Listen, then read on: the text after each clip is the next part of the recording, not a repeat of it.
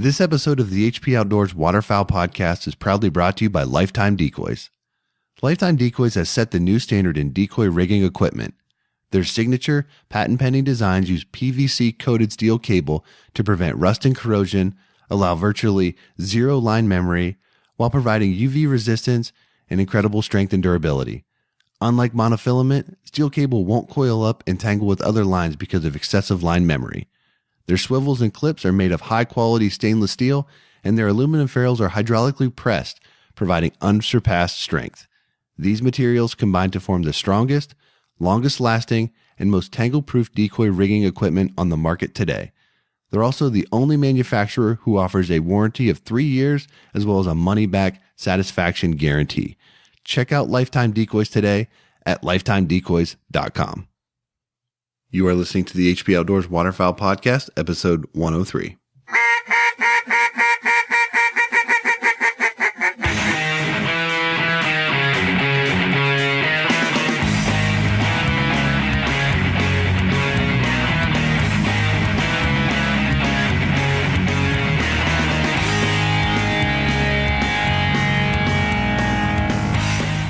This week on the show, we're joined by Lee Stuckey of Ahero Usa. He shares with us what he's doing to help veterans through the outdoors.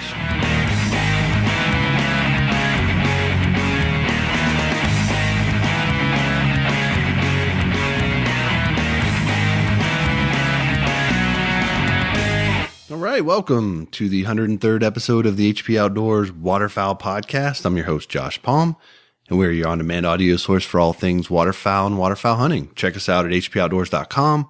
You can find us across all the great podcast directories and catchers out there, iTunes, Stitcher, iHeartRadio, Spotify, all the good ones. You can find our show.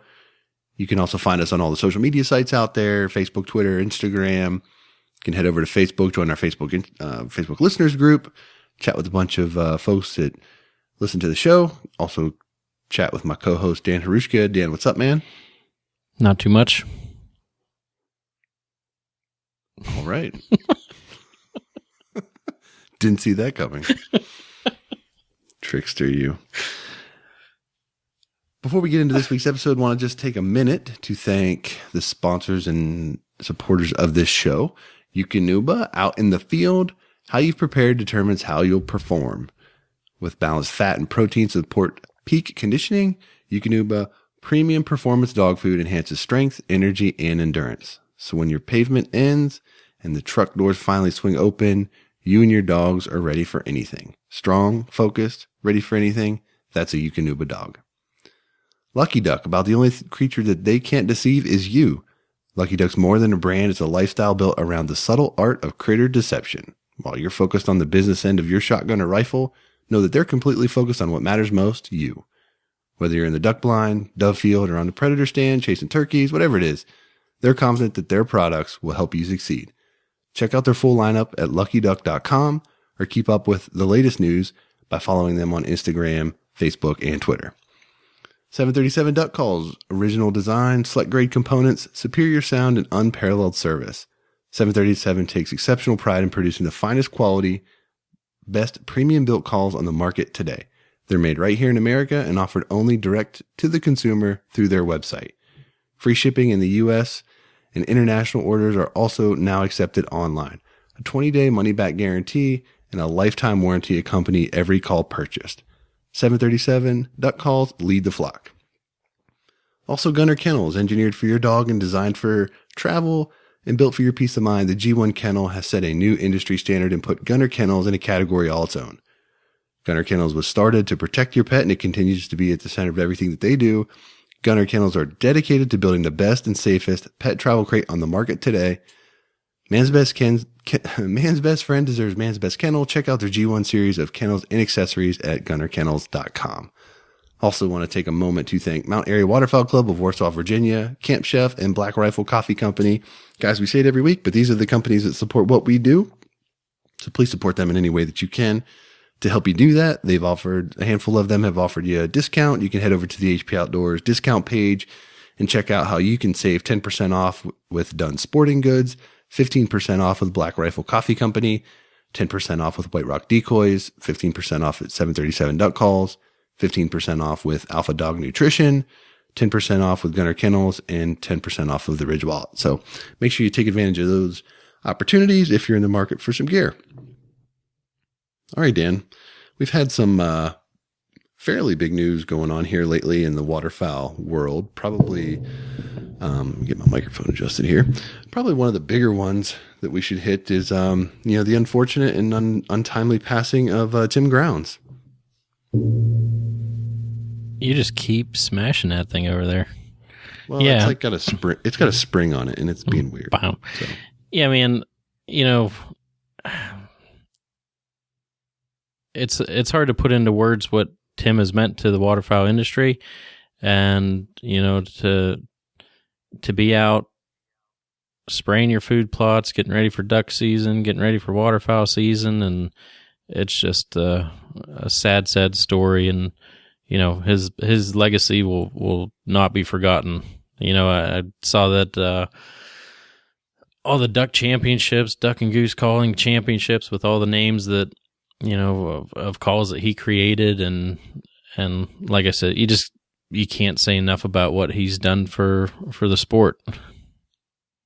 Yeah, I mean, the thing that worries me is that as you see the passing of guys like him and Butch, these are kind of like the names synonymous with, duck calling and goose calling and all that kind of stuff. And, you got to wonder, who is it that's going to sort of pick that baton up and take that sort of roll on for the next generation, right? I mean, who in the industry now is going to be the one that they look back and be like, when we're talking with our grandkids and they're talking about somebody, we'll say, I remember when Tim Grounds was making calls, and, they're going to be like, well, maybe he's like, whoever it is, right? I mean, it's like a generational thing that, I hope that pipeline is being refilled by people that will be as innovative and, have as much of an impact on the sport and the community as guys like that have had. So,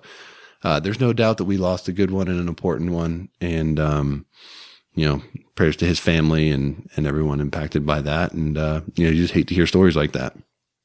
Yeah. And that's just another, we preach safety quite a bit, and it's just so unfortunate. And I don't, I think there will be someone that, starts innovating and doing different things with calls and stuff. But, Tim and Butch, like you mentioned, I mean, they just a foundation that they laid. It can't be replicated what they've done for the industry. So, just thoughts and prayers out to his family and friends. And, it's just all the stories of helping, and, and it kind of plays in with what the episode today is about. But, when these guys come up and help you any way they can, and congratulate you, even if you're not using their calls, and just good people, good people. And that was half of his legacy, was always being there to help. Yeah. So that was some unfortunate news that broke over the last couple of days here. And, another little thing that's been breaking is that the Atlantic Flyway Council has made a recommendation or they voted, I guess, to make a recommendation to to lessen the season and the bird limits. At least kind of what I saw, I think was specific to Maryland, but talking about potentially cutting the season to like 30 days and a bird limit of 1 for Canada geese. Yeah. And that's, Maryland came out with it first, and I think that all the states are probably going to get a decline. I don't know if it'll be that great from, 50%, but really, I mean, where I hunt right around my house is 3 in a late season, and our RP zone is 5. Is that going to change? I would not be surprised at all. I hope it doesn't go to 30 days. I hope, I don't know. But again, we talked about it with the duck too. If that's what needs to happen for a couple years and get things figured out, then, so be it. So I guess we really can't change anything on our end. I know Delta's fighting a good fight over there, and we'll see we'll see what happens. I think that report should be coming out pretty soon. Yeah. I got to say, it does kind of worry me on a larger scale about the fact that they're cutting the season in half. Mm-hmm.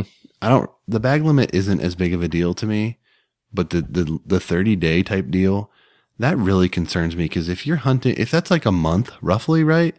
I mean, for a lot of people, and in Maryland, I don't, at least not all of the state, there might be some part of the state where it happens, but like you can't hunt Sundays. So if you're a weekend guy, you're getting like 4 or 5 days to hunt on the weekend unless you take your vacation time or there's like a holiday in there, right? Yeah, I thought it said, didn't it say like no more than 2 splits too? So it's not like you can have something like that. You can't have a 10, a 10, a 10. Like it'll be I don't know. Or I guess you can if you have 2 splits. But I mean, it's one of those things where it's like, if you're trying to get kids out or, something, you stand potentially, hurting recruitment pretty substantially in that regard. Cause, I can tell you right now, there's going to be some guys that they'll say, well, 1 bird's not enough, not worth it for me to chase them. And they won't hunt. Some people said that about 2 birds. So it just worries me. I really worry for the guides and stuff that work up there. Right. I mean, you're talking people's livelihood that's going to be greatly impacted. It's tough. I wasn't, I'm not excited to hear about this. I mean, again, if it's what has to be done in the name of conservation, I understand, but there's going to be a lot of people negatively impacted by this kind of stuff, I think. Yeah. And like you said guides, but even, the farmers, and we talked about this before we started recording, but I don't know a ton about the leases down there, assuming that some are multi-year leases. Have those people paid up on those leases already? And, if they don't see the clientele coming in to hunt 1 bird, those farmers are going to feel it. And they're feeling it in every other way right now with the way that all the prices are. So, I mean, that's a struggle for them. And that, the extra money that they make there is helping everything, helping probably keep the farms running. So, right. Yeah, it's not a good situation. Yeah, and we're at a point right now where I believe, correct me if I'm wrong here, but the farm bill has expired. I don't believe anything new has been passed on that front. I haven't seen it. So, yeah, I think that expired like October 1st, maybe? Yeah, it was either end of September or 1st of October. Yeah. But I thought they applied for a extension, maybe. I thought John mentioned that, or that was going to happen. So who knows how long that'll take. I don't know. Yeah. Uncertain times, I think, is probably a accurate way to describe the state of the waterfowl and farming situation. And, us here in the Atlantic Flyway are feeling it a little bit more maybe than some other areas, but, it's something that we're going to battle through here. And, I'm glad we got organizations like Delta out there, fighting the good fight. So, and one good thing to talk about is that Eukanuba is now the official dog food for Delta. And when I posted up the link, I had to text Barton because I said that looks like Cane and Red on the promo there for him. And he's like, it sure is. So it's cool to see. My father-in-law's. Well, let's see, her dad, the dog's dad, is on, the main dude on the cover there. So, it's cool to see Kane and a lot of guys in our group that are, those are his 2 main stud dogs pretty much right now down at the headquarters. So a lot of people are connected there and a good move on both their ends. So just good stuff to see.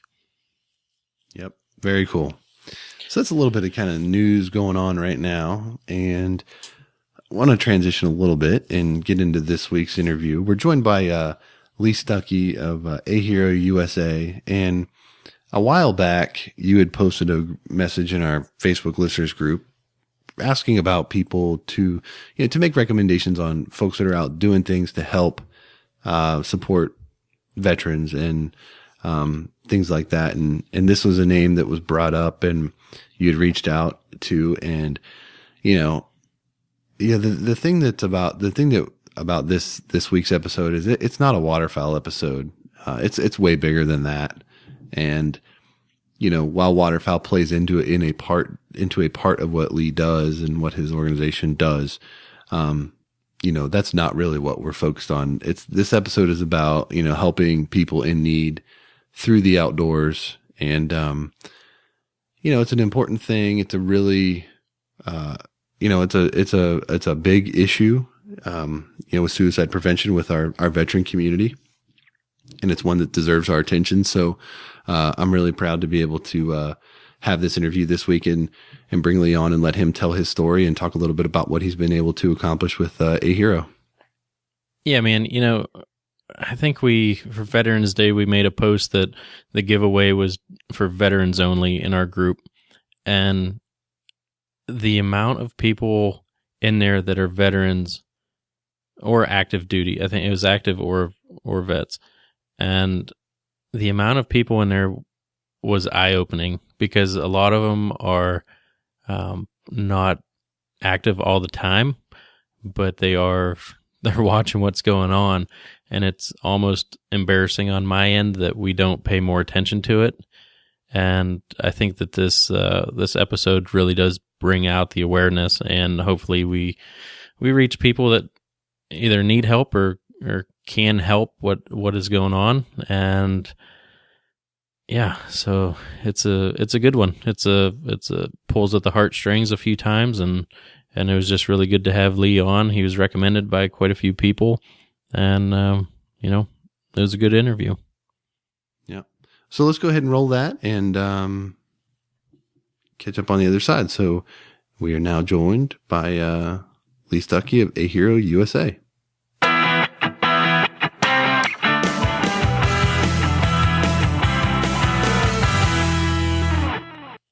All right, joining us this week is a gentleman who has taken on a really large responsibility and is doing some really great work, helping out a lot of veterans around the country. So we're honored and pleased to welcome to the show this week, Lee Stuckey of Ahero USA. Lee, welcome to the show. Hey, I really appreciate y'all having me, and what an honor, and thank y'all for reaching out and just letting me be on the show. Yeah, I mean, we got a lot that we want to unpack here and talk about and highlight, sort of your story and, what you guys have been able to accomplish and how you're helping so many people. But before we get into that, let's kind of take a step back. And obviously we're a waterfowl podcast. We talk a lot about, hunting and the outdoors and all that kind of stuff. And just kind of for context, talk to us a little bit about your background with the outdoors and kind of how did you get exposed to it, and what kind of outdoor activities do you like to do, and on your free time. I know we were talking earlier that you've been chasing deer in Ohio and stuff, but talk to us a little bit about your kind of upbringing in the outdoors and kind of how you got exposed to it. Yeah, so I grew up in Alabama, and my dad, Alva Stuckey, I remember, I can picture the conversation. I asked my dad growing up, and this will age me, but asking, hey, Dad, I want an Atari. Will you get me an Atari? And my dad grew up on a farm. We had cattle, quarter horses. My dad loved to quail hunt, the wing shoot. And he said, what's an Atari? I said, well, Dad, it's a game. Oh, I got a game for you. It's called Go Weed Eat or Cut the Grass. So you want a game? I got plenty of games for you. Let's go weed eat. And then I was probably the only 4-year-old that had a weed eater. So my dad raised us with work ethic, and he raised us to appreciate not gaming systems, but being outdoors, giving back and just enjoying what God gave us as far as the farm, and understanding that things cost money and that things aren't given to you and you have to earn them. And I'll never forget another part of this is every Saturday we woke up at, probably 5:30, and he would take me and my brother out, and we called it the bar ditch around our farm. It was a ditch that surrounded our farm. And my dad would take us out with a garbage bag, and we picked up all the trash that people threw out of their window. So every single piece of trash that got thrown out of a window onto our farm, we picked it up at like 6 or 7 years old. And we would fill up garbage bags full. Now, let me tell you something. Do you ever think a thing of trash is going out my window of my car? Never. But those kind of memories, my dad raised us with work ethic. He raised us to enjoy the outdoors. And my dad could not stand deer hunting. He loved wing shooting. He loved duck hunting. He loved quail hunting. He could not understand for 1 second why I like to see deer. But every single weekend, he found a farm, and he would take me. And he would sit in the car, and he would just sit there, and he would put me in a tree stand, and he would just bide his time while I sat up there and enjoyed what I was doing. And I was raised with that work ethic. My brother was raised the same way, and I can tell you that I owe all of that. Compassion to my mom. I'll give it to her because I love her to death, and she's the most compassionate woman I've ever met in my life. The compassion that I've had to start the nonprofit and do the stuff that we do now was definitely from her, but the work ethic was from my dad. In the outdoors, I mean, he loved wing shooting, and he showed me, what it was like to get out there and just shoot skeet, just do something different. Don't sit behind a computer, don't sit behind a TV. I think we had one TV in the whole house, and it was never on. So it was a blessing to be raised in that type of culture. And just thinking about that, what you said about the Atari, it took me back. And I would say my work ethic came from my dad as well. And in the same breath, the lack of video games also came from him. And I think growing up, I think my sister got an Atari at some time, but she's a few years older. But one of our friends actually bought us like a actual Nintendo, but that was towards the end of high school, and it was not, we didn't spend much time on it at all. But I wish that my dad got me into wing shooting. That was one thing that really didn't happen. But, moving forward from that, are you still active in the Marine Corps? Or you're a major, correct? I am, yeah. I'm currently active, so I work for the Marine Corps Warfighting Lab, and we do the Futures Directorate, so I'm blessed to be working towards, innovation. So we do innovation, and I have a great General Christian Workman is my one-star and just phenomenal man, but I'm fortunate to be able to work for, with a nonprofit where I don't make any money, obviously, and I'm supporting veterans, but I'm working with veterans throughout. So not mixing the two things, but at the same time, take care of people is just a blessing. And so I've been in 19 years I think I hit the 20-year mark in June of next year, and just very fortunate to have my dream job. And I can say that confidently. I've fought pro mixed martial arts. I've been in the Marine Corps, obviously finished college and doing that kind of stuff. But to be able to serve with people who really just want to give back to the country and selflessly serve, and to be in the Marine Corps is just an honor. And I'm humbled every day. I've had the opportunity to retire. I was wounded in 2007. I could have retired back then or a little after that. And there's no better feeling than going to work with people who want to be there. And just a blessing to be in the Marine Corps. And I'm very honored to still be able to serve. So hopefully I've got another 17 more years, and I can do 36, 37 years and continue to serve this great nation. I wanted to bring up how we got your name to reach out to you. So we have a listeners group on Facebook.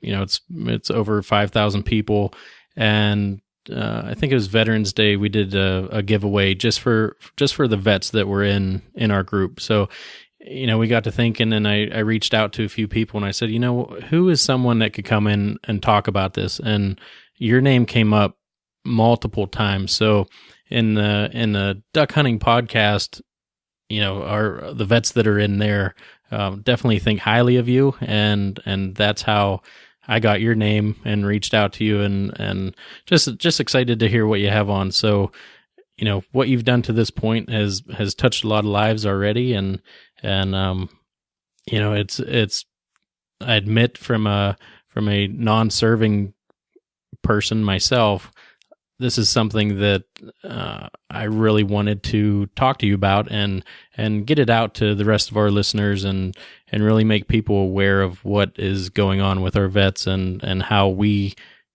can take a few steps that don't put us out at all, really. It's a one call here or an email and get some of these guys and girls out in a blind with us or something like that and can really make a change in their lives. So, maybe speak to Ahero and what you do through that. And I'm just going to sit back and listen and hear about your venture there. Well, yeah, I really appreciate it. So Ahero kind of all started from my own trials and tribulations and me thinking I was tougher than I really was.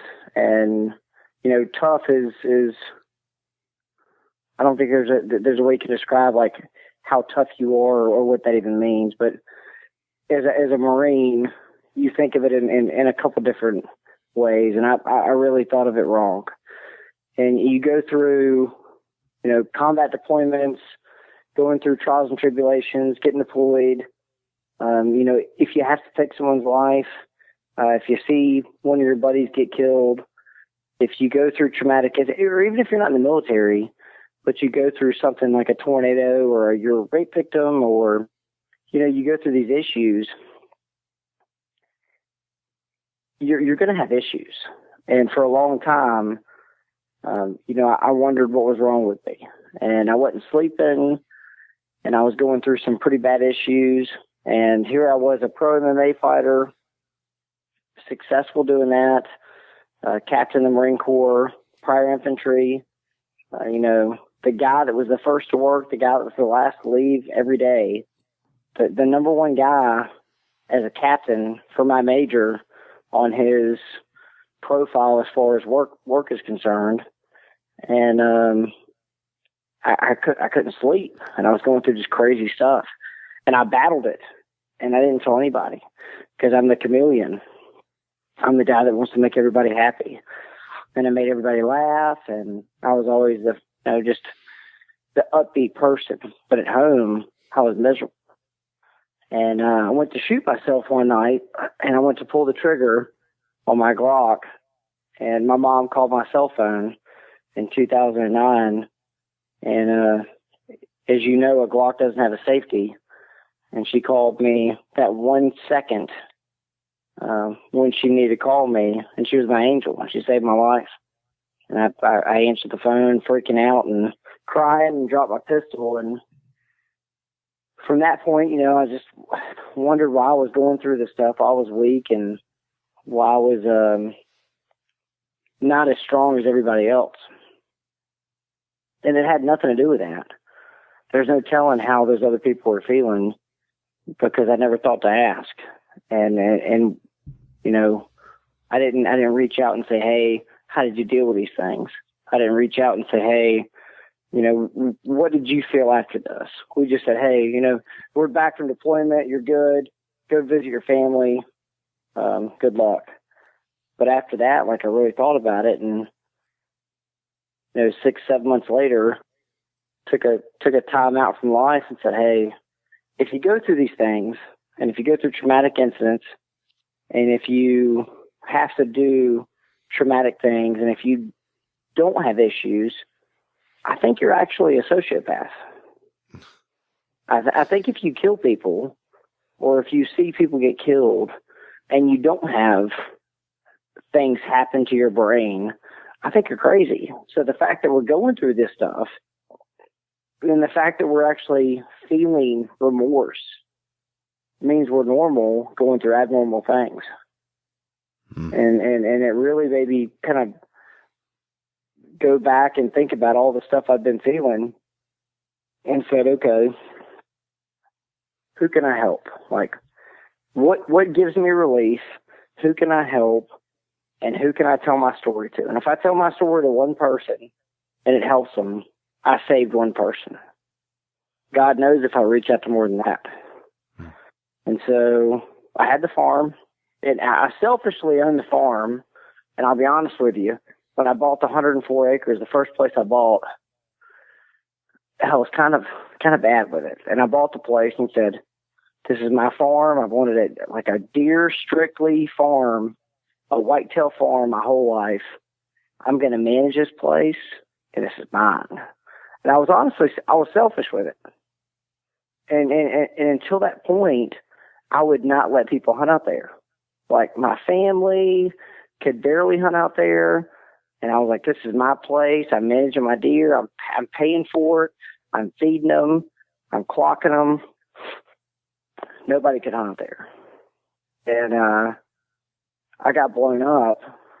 And when I went through all this stuff, I said, the outdoors is my therapy. And so I opened up my farm. And I'm not kidding you. As soon as I opened up the farm, the 104 acres, I opened it up and said, hey, God, this is your place. Tell me what to do. I've lost my way. I need help. Guide me in the direction I need to go in. This is yours. Whoever wants to come out here can come out here. I'll manage it, but this is not mine. As soon as I did that, the farm next to me that I'd wanted to buy for like 5 years was the exact price that I had in my bank account. And as soon as I opened up that place, and as soon as I opened up another place, I did it over and over again. And I bought all the farms around me to support just enough veterans. And once it got to a threshold where I couldn't support it financially, I had a neighbor call me. Hey, I got 3,000 acres here. I got a pond here. I have a cabin here.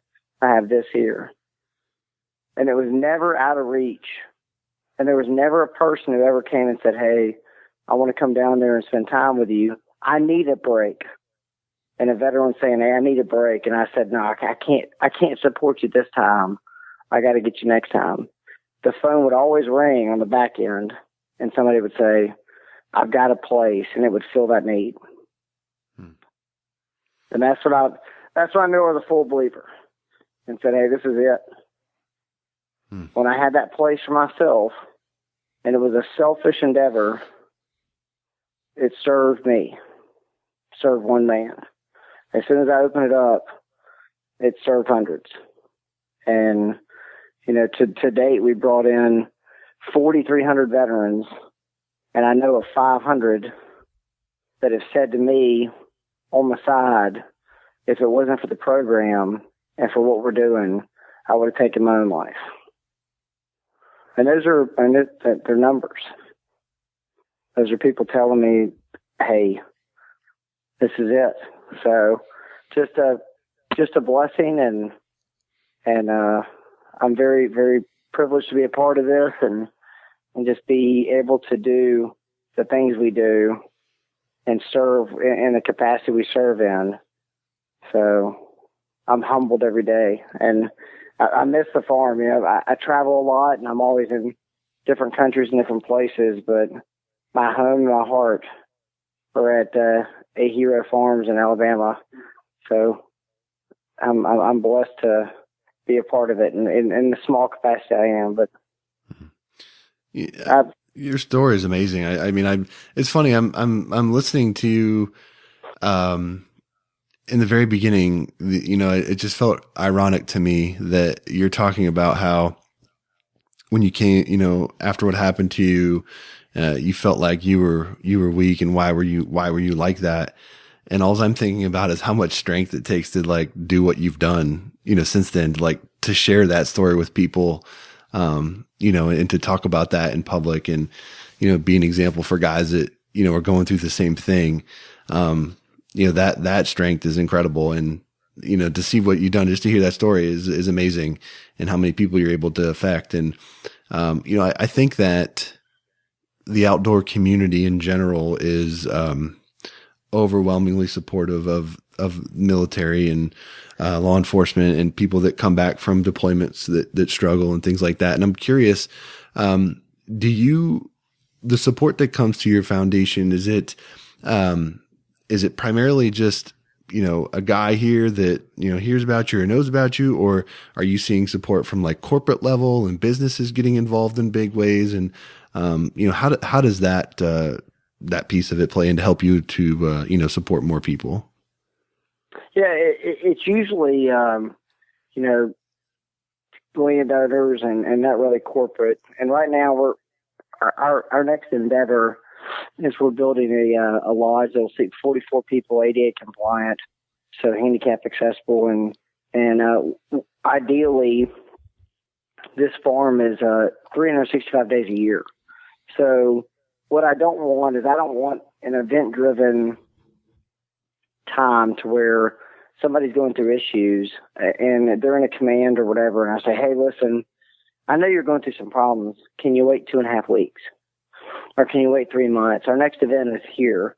Like I'm building a lodge that will sleep 44 people with families, and they can react then. And I have people on site that can react to them. And it's named after Major General Livingston, who's a Medal of Honor recipient who has the accolades of 10 war heroes. I mean, the guy's just a phenomenal Marine. He happens to be an Auburn grad, so I'm kind of biased. But, yeah. So we're building a lodge after him. And that's our goal, is to have that built in the next year. And what that'll serve is, thousands of veterans a year. And as people are going down 85, if a veteran just wants to retreat and they want to take their family, they pull off and they go stay and they spend time together. And I think it's vitally important to have the veteran heal with their kids and with their spouses. And the thing that I've seen in nonprofits across the U.S. is we serve the veterans solely. And that's good, but it's not. Like, you have to serve the whole family. And if you're pulling the veteran out of their family and you're taking them and making sure they have the $60,000 car and they're getting the smart home and they're getting all the support, what about their spouse and their kids? Their spouse and their kids were in the fight too. They were back at home while they were in Afghanistan or Iraq or wherever they're deployed, but they are just as much in need of a support to tie them back in with the veteran. And we forget about it. We forget about that family support. So I want Ahero to be not just a veteran support, but the family support, the entire network, and to make sure that we're connecting them. If I can put you back together, mind, body, and spirit, and show you that your perceived gaps and your perceived issues are not issues, and I'll help you, and this is how, and I'll show you clearly how I'm going to help you, you're going to be okay. But if I can't, and if I just take you deer hunting, you're still going to hurt yourself. So I have to show you the connection of how I'm going to help you with mind, body, spirit. I'll help you connect back if it's anger issues, alcohol issues, family issues. Ahero, we have Equine programs for kids now. So the Equine program, the kids are just, if you watch a kid brush a horse who's been through seeing their dad come back from Afghanistan and be wounded, I cannot explain to you what you see, but I've seen it. So that's what's important. It's not about healing one aspect of it. It's about healing all of it. So trying to figure that out. And the last thing I'll say is for kind of like community programs we have is the Cup of Joe for Ahero. So what an easy, simple concept, but it's kind of, you don't think about it. Just a cup of coffee. You can do it across the U.S. And so we started this across the U.S., and we've done this in satellite areas, and all it is go have coffee with somebody. Put it out in your community. Facebook and social media are powerful tools, and just start a network. Ahero is about a network of like-minded individuals helping each other to heal through issues to be better. Go drink coffee. So we encourage once a month and have satellite programs where it's like once a month. And then on that, you meet a core group of people. So you'll have, 10, 15 people from wherever Kentucky or wherever Missouri or whatever state you live in. And then on that, you move into a rifle range. Obviously, the safe vetting, and I will pay for all of it. And you meet a core group of people through drinking a cup of coffee, and you can expound on that. And if we do that across the U.S., you don't lose that core group of people that you think you lost once you got out of your unit. Those guys and gals that you lost that you're like, oh, they knew what it was like to wake up at this time and do this. No, you still have them. They're there. So those are some of the new initiatives we're running. And we have all kinds of different ones. And if people want to start their own, we'll start them. And I have no issue of passing things to pay for and to help people with golfing aspects, running aspects, and we have all those as well. But it's not about the event. It's about the activity that takes place at the event.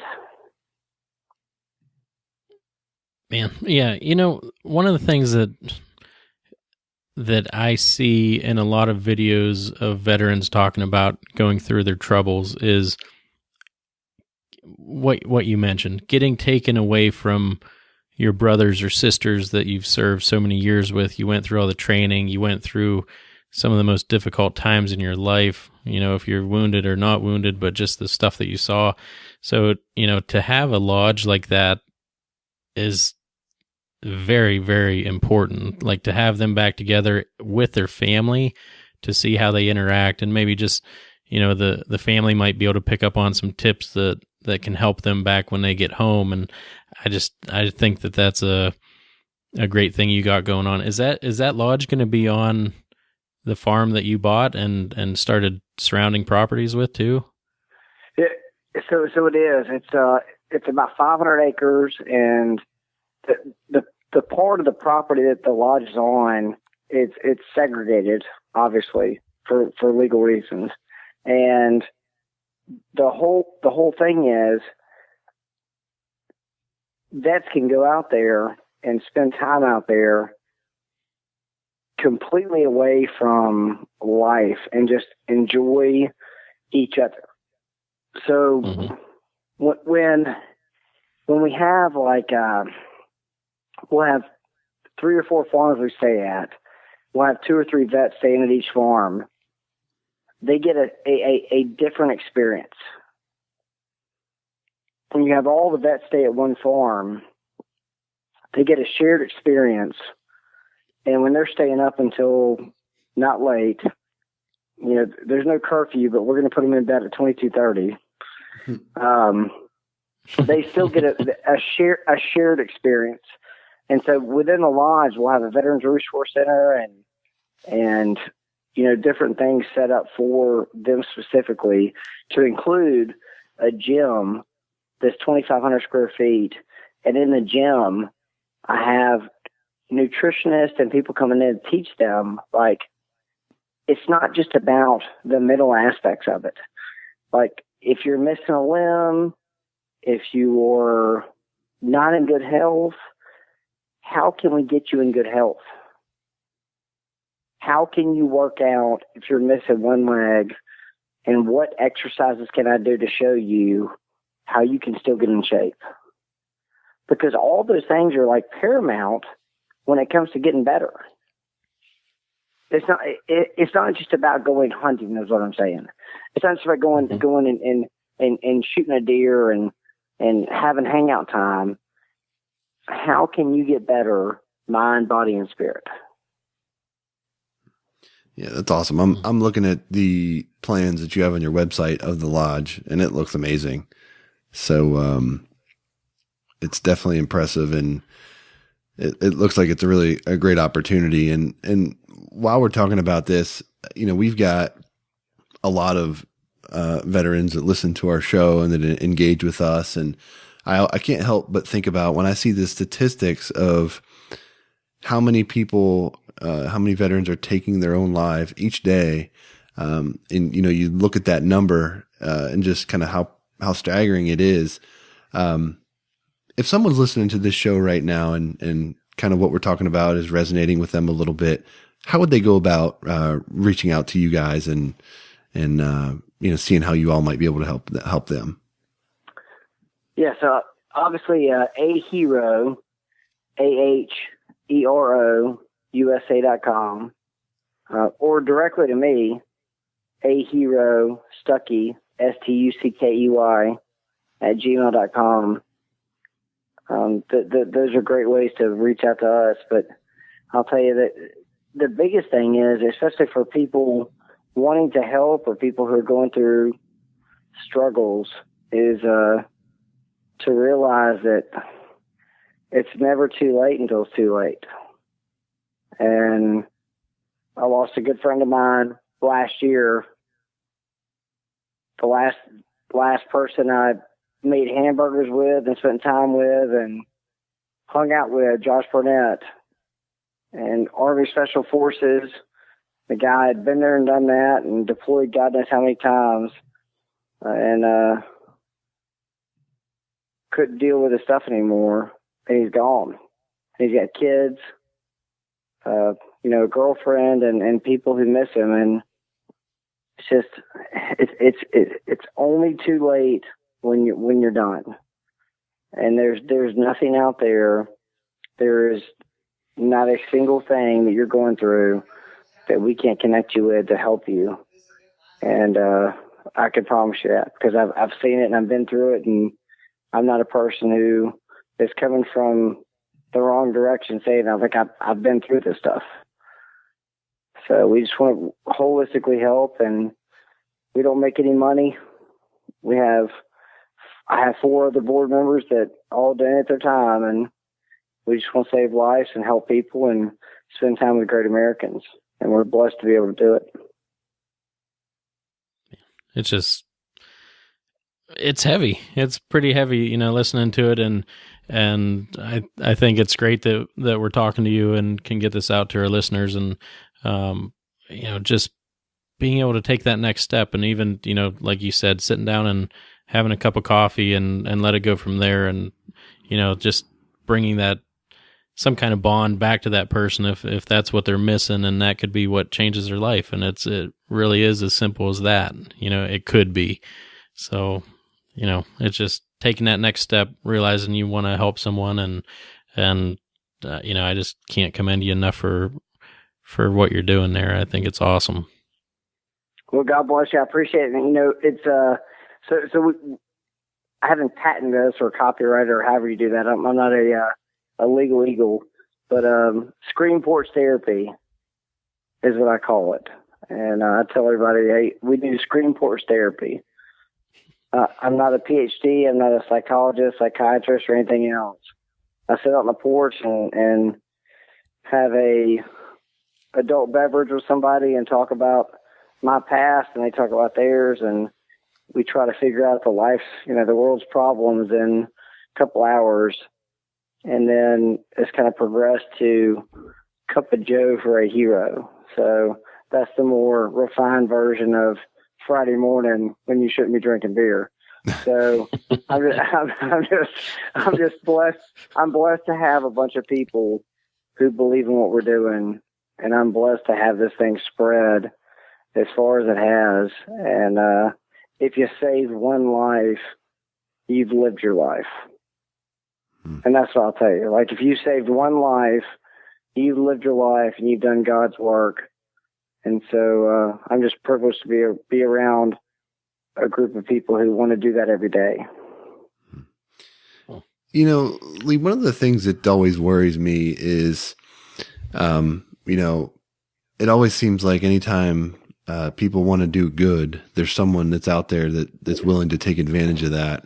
And I know a lot of people have been scammed over things, you know, in the name of helping veterans and things like that. You know, you get telemarketer calls, you get all these things, you know. What have you seen that in your travels? And, you know, are there things that you can recommend to people to look out for to sort of just check the credibility of some of these organizations? Because, I mean, I'll tell you, you know, I just know from, you know, connecting with our listenership, there's probably no shortage of people right now listening to this saying, you know, you know, what you're saying is resonating with them and they want to help. And short of coming, you know, to you or, you know, in your group directly, you know, I know that there's been people that have been taken advantage of, you know, around this kind of thing. So do you have any recommendations as far as that, as far as like, you know, just how to verify that you're donating money or resources or whatever to a good, credible organization, or if they've had interactions with some in the past, they just weren't sure like how their money was being used or any of that kind of stuff that someone might be able to kind of be aware of? So the first step will be financials, and our financials are on our website. So you can download the financials. You can see like the percentage that's actually given to veteran support. But more importantly, like, it's pretty easy to go out and research. Said name veteran has never had an opportunity to do, and it's an organization or a person. So it's kind of like dual-headed. Has never had the opportunity to do whatever. And you go look at them and you see that they've been on 35 trips in the last month. So you can't make your bias off that completely, because some of them might have money to pay for themselves.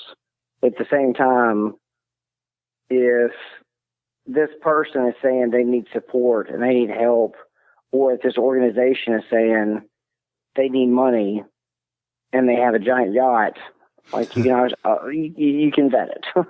Yeah. But, I really only, you know, and I'm not trying to be cynical with this, but I bring it up because I've heard. I'm so bad about it. Like, well, I'm terrible with it. I can tell you, I literally will go through people's Facebook pages and I scroll through veterans' Facebook pages. And my first thing is, and this is me telling your audience too, I'll tell you right now, if you want to go on one of our events, I will scroll through your Facebook page. I will scroll through your social media. Yeah. And if you've been and you've had the opportunity to kill, you know, 10, a couple big animals, whatever, then God bless you. But pay it forward. And what I ask is, you raise awareness for suicide prevention. You've had the opportunity. You like, obviously off Facebook and Instagram or whatever, you've harvested good animals. So now I want you, if you're coming with me, raise awareness. Raise awareness. We have an epidemic with suicide prevention. Bring in a person who has not had the opportunity you have, because obviously you've had it, and then help me raise money for suicide prevention. If you do those things, then you can come into an Ahero event. But if you're just a person who goes from event to event to event to hunt for free, I can't afford it. I can't pay for it. Yeah, I need to pay for people, and I need to support people that really need it. Yeah, and I think too. You know, I'll be honest when I say this, I haven't like researched any of this kind of stuff in depth, but I know a lot around the internet, one of the big things that you'll hear talk about when people refer to like the Wounded Warrior Project and things like that is that, you got like all these board members and, executive people that are, getting wealthy off of these organizations. And I'll be honest with you, when I pulled up your website and I looked at it and I saw the financial information was like right there going back, several years, that really kind of caught me off guard. I was like, wow, this is all on the up and up. And, maybe that's normal. Maybe groups like this do this kind of stuff, but, having never looked at it before, seeing that on your page was striking. I was like, wow, this feels very, very much like an open book. And that's kind of what made me think about, the cynical aspect of this situation and people trying to exploit it to whatever way they can. Well, I really appreciate it. Now, I can tell you that our Vice President, Dave Glassman, is a retired lieutenant colonel, and he is meticulous with paperwork. And he's hearing me say this, and he'll hear this recording. He is super meticulous. And on top of that, he knows that I pay all the mortgages for the farms. So right now, I can tell you, if anyone on this thing would like to pay for my mortgage, I'd really appreciate it. However, yeah, this is my personal mortgage. So no, it's a blessing, and I'm glad to do it. And it's just awesome to be able to see how this thing has turned into saving so many people. And it's because of Dave Glassman and people like yourself who've raised awareness. Because without your network, we wouldn't help people that might be listening right now.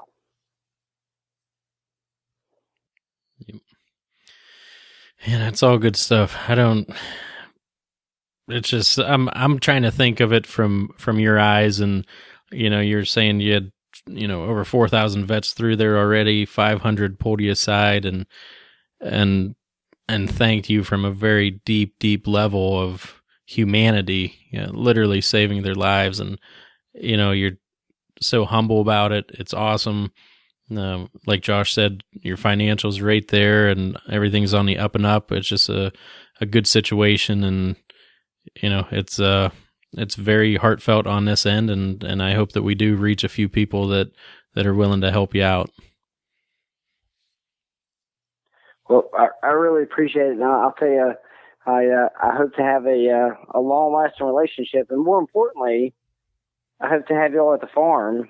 And if you want to kill some ducks, we do have a duck hunt in Arkansas in January. So you just tell me. Man, that'd be awesome. Go live with some fellas down there. Yeah, and it's also, and as we were talking before we got on, it's cool that you're here in in DC, and you're close up here, and hopefully we can continue to spread the word about what y'all are doing and all your great work. And I just want to make sure that we hit this real clear. Anybody that's interested can check your stuff out at aherousa.com. Lots of great information. I've been kind of browsing through here, throughout the interview and stuff, and reading about you and David and some of the other guys you got on the board and stuff there. So, I think you guys are doing great work. It's one of those things, man, that the whole time I keep thinking, I'm like, how do you do this as an active duty, Marine? It just seems like, I don't know how you find 24 hours in the day to make this all work, but, God bless you. God bless your team. What you guys are doing, fantastic work. And, we're proud to have you on the show, and hopefully, we can either reach people that need help or reach people that are able to help you in whatever form or fashion, and enable you guys to keep fighting the good fight. Yeah, well, hey, God bless you too, and I appreciate it. And I can tell you right now, no children, never married. So that answers everything. No time, huh? Lots of free time. So hopefully in the future, there's a wing shooter out there that's listening. That's single. No, this is not no, yeah. I've been blessed. I guess I've been blessed to be single and been able to do this. I'll tell you. So Lee, I'm known for the one last thing, and before we get you off here, you talked MMA a little bit, and there's a monster card coming up, Conor versus Hpowp. Who do you got? Jeez, I got Hpowp. You're taking him? I got Hpowp. Oh. I do. I have Hpowp. I have to. I'm a big Conor fan. Like I like Conor, but he's just too big for his britches, and he's got fur coats. So I mean, those days combined, just so I don't know if you know this, but I trained with the Wonder Boy, Stephen Thompson, for a long time, and Stephen Wonder Boy Thompson is he should be the welterweight champion, and I don't care what Dana White says or anybody else. He beat Tyrone Woodley, and he beat Steven Seal and everybody else, and judges suck. So like I'm just, it's hard for me to watch. It's hard for me to watch like just a regular fight and watch Steven just beat these dudes up, and then he loses by decision because it's the champ. It's crazy. So I grew up in MMA, and I'll tell you one more story before I leave, and This is stories about blessings. So I was going to Japan a couple, 3 weeks ago, and I missed my flight, missed every flight, and I was so pissed off and just irritated. And I landed in Dallas, I was like, man, I'm stuck in Dallas.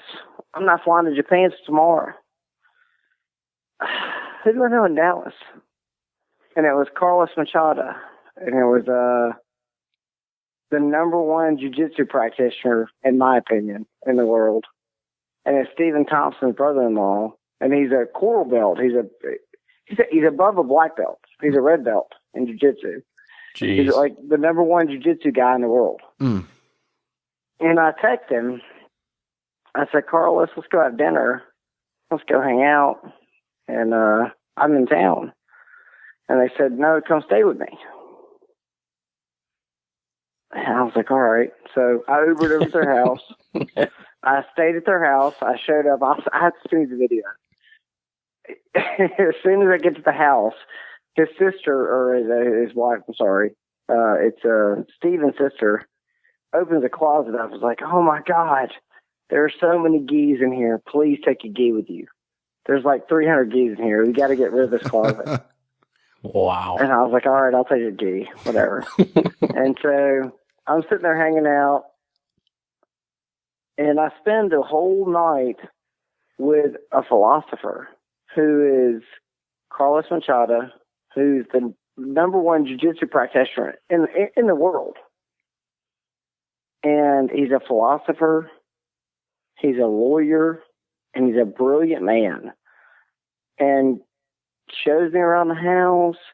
Just got this brand new house. Shows me around, telling me all these places. Shows me, but he shows me videos on how I can be better. And he takes me upstairs and he's like, I want to show you videos on how you can be better. And he shows me videos. And I watch these videos. I'm like, oh, that's awesome. He's like, yeah, these are videos on how you can be better. And so he watches one after the other. So in the end, I leave and I fly out the next day.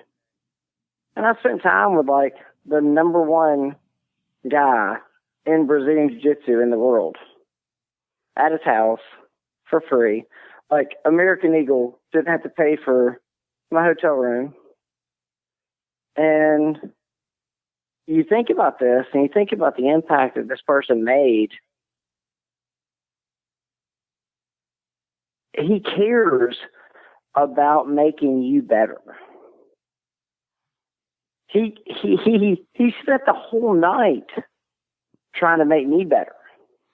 And this is just out of the blue. You just hit him up one random night. literally within 5 minutes.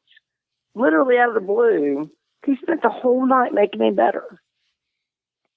he spent the whole night trying to show me how I could be better. And stopped what he was doing with his family, his 3 kids, his wife, who I love.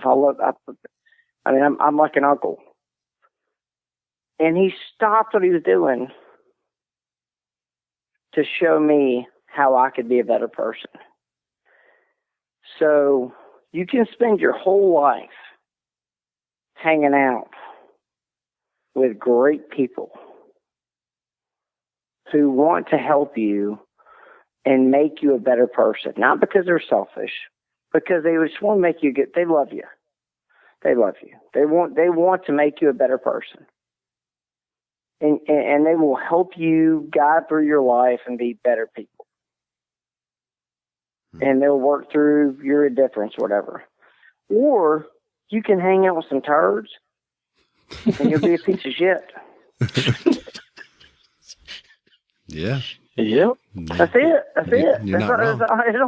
There's only a few ways you can go. But I realized that, like, literally, it's like 2 weeks ago. I'm like, dude, what is the chance? I cannot, like, no one will believe me. I mean, my friends believe me because they know who I am. Like, my core friends, they're like, all right, well, he's at Carlos's house. But those opportunities are rare. Learn from a lion and learn how to run a lion's den.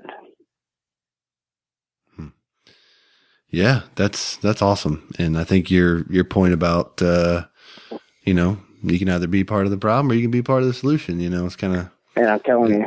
Anyway, that's my rambling. Sorry to take up way too much of your time, but just man.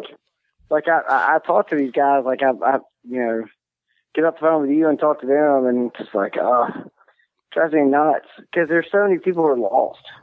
Yeah. Mm-hmm. Well, we appreciate you taking time out of your day to spend some time with us and share your message and allow us to shed a little light on what you got going on. So, Lee, again, we appreciate it. AheroUSA.com. Go there, check out what they've got going on. Hopefully we'll be able to catch up again down the road and keep doing what you're doing and helping people out, Lee. We appreciate it, man. All right. Hey, God bless you. Hey, come hunt the farm whenever you want to. We appreciate that, man, and Sounds good. We would love to take you up on that sometime. All right, thanks. Take care, buddy.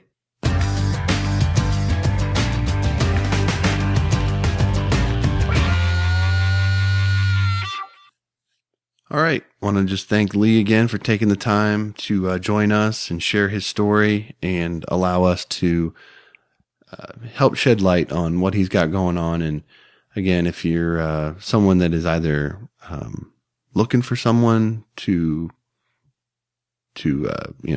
for someone for help or looking to be able to help, check out AheroUSA.com and see how you can do your part. Yeah, we mentioned it to him, but seeing whenever you talk about veterans or giving to an organization like this, everyone's always really quick to talk about ones that you should not support because you don't know where your money's going. And I think there's websites out there that show like percentages that go to that. And for Lee to post that right up on the website, all the financials, where every dollar's going. He's still paying a mortgage on the whole farm. He has a mission. The dude's still active Marine. Like, it's just, straight laced, man. It's super cool and a great conversation we had. So yeah, Lee, thank you again. And, all your board members for keeping everything straight and keeping that paperwork tidy. That's a good way to go. Yep. Yeah. And it's just, it's one of those things, man, where there's no shortage of places to go, particularly on social media, and find somebody complaining about something, right? Mm-hmm. Stressing about this, complaining about that, blah, blah, blah. Take a minute to listen to what Lee just said, right? And some of the stuff he talked about. I mean, there's people out there dealing with serious issues, and it definitely gets on my nerves when I see people on social media want to complain about insignificant things about, whatever. when we've got, veterans and heroes that have, risked everything for our country, and, the battle doesn't stop for them when they come home.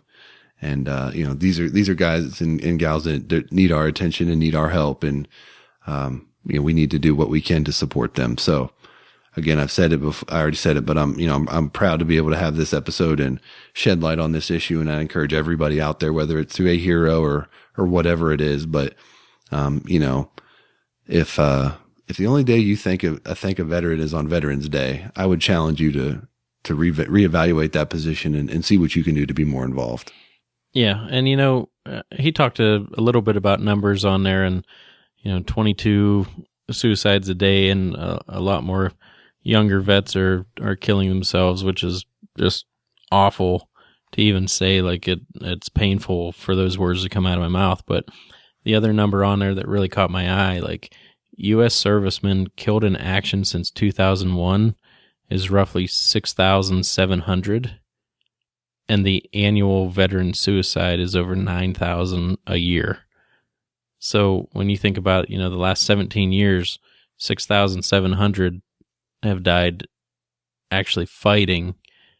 And then I'm not that great at math, but I mean, you're talking 9,000 a year for the last 17 years. It's just unreal. Yeah, math is hard. Unreal. It's a lot, though. Math is hard. It's. So anyway, again, this episode was about more than waterfowl hunting, of course. And, it's one of those things that we wanted to address because, we know how many veterans not only listen to our show and support our community, but, that are involved in different ways, in helping others and being involved in the veteran community and things like that. So, yeah, I did want to say, one cool thing that's coming up in December, a guy in the group, Jacob Britton, has invited me on a host a hero hunt up at Presque Isle. So that's mid-December. We're going to do, if everything works out and the guy agrees to it, we're going to try and do an episode from the blind with him, kind of get his story, his or her. I'm not sure if they have him picked out yet, but, and hopefully that's a banger day. That'd be really cool to get that all on an episode and put that out for everyone. So, Presque Isle, everyone that has blinds up there has an invite. There's enough veterans to fill all the blinds, and it's just really cool. So there are people out there that are helping, and there's a lot more out there that can help. So, I hope that we reached a few people today, and these people can get the help they need. Yep. All good stuff, man. You got any one last things for us this week before we close up? Well, our duck season is opening this Saturday, which will be, if you're listening to this on Monday, it was 2 days ago. And I think it was the end of August. My wife wanted to put together a girls' weekend, and with my trips coming up and hunting season, I'm like, yeah, just, pick whatever weekend, do whatever. And she happened to pick on the opening day of duck. So I will have the kids this weekend. So everyone, I hope you had a great opener and a safe opener. So that's that. I'll take one for the team. Not too worried about it because I got a lot of good stuff coming up, but she deserves it. So I guess I'll do what I got to do. I'll be cutting wood. I will also be taking one for the team of sorts. I will be leaving. We're recording this on Thursday, but I'll be leaving on Sunday morning for Disney for a week with my wife and son. So I will be enjoying the Magic Kingdom instead of duck hunting. But again, we've got a 4-day split. My kid is incredibly excited. So this will be a magical time for him and a great family opportunity. And it's kind of my last opportunity, my wife and I's last opportunity to do something super special for him before the next baby comes. So it's kind of how we're looking at it. And I've got my 10-year wedding anniversary coming up shortly after that when we get back. So I guess I'm just, I'm taking all kinds of grenades right now. So it's all good. Can you send me at least one picture? Because I know you're probably going to get one of those giant like dinosaur legs, whatever they are, turkey thighs or whatever. I'm sure that you'll get one. You know what I mean? I have no idea what you're even talking about. You don't know what I mean? No. Like his giant. I mean, I know what a big turkey leg is. I mean, I know, but I don't. I mean, do they have them there? Is that like a thing? Yeah. And I want a picture of you holding one. Okay. If they have one, I will get one and I'll send a picture to you. Yeah. I mean, like we worked with like a Disney travel agent. Like I've been pretty hands off in the planning process of this. I've been just kind of like the CFO. I've been making the fun. I've been stroking checks. That's about what I've been doing. Well, good. I hope you guys have safe travels and a really good time. I'm sure that T-Dub will enjoy it, and he'll probably be picking out all the ducks and geese that are flying around there and asking if you can hunt them while you're inside the park. So that's cool too. Yep. He was, to quote Vandekamp, finger banging them in soccer practice tonight as they were flying over the field. He just like stops and looks up and just throws the guns up at him. And I'm just like, do you, man? Do it. Just knock them down. So, lead them. Yeah. Lead them a little bit. That's right. Oh my gosh, that's awesome. So, yeah, he told me on the way to school yesterday. He's like, I want to go goose hunting. Well, it's not in season, buddy. You can't just go shoot them whenever we want. That's what I do love that about, living out here in the country too. Like we'll see deer out the front porch and the kids will be like, Daddy, go get your gun and shoot them. I'm like, it's not season. Yeah, I can't do that. Yeah. I will do that. Yeah. So good stuff. Cool. All right, man. Well, let's go ahead and wrap this one up. But before we head out, I do want to just take a minute to thank the sponsors of this week's episode: Lifetime Decoys, Yukonuba, Lucky Duck, 737 Duck and Goose Calls, Gunner Kennels, Mount Airy Waterfowl Club of Warsaw, Virginia, Camp Chef, and Black Rifle Coffee Company. Thank you to all of the companies that support this show, and please support them as any way that you can. As I always say, please support the companies that support us.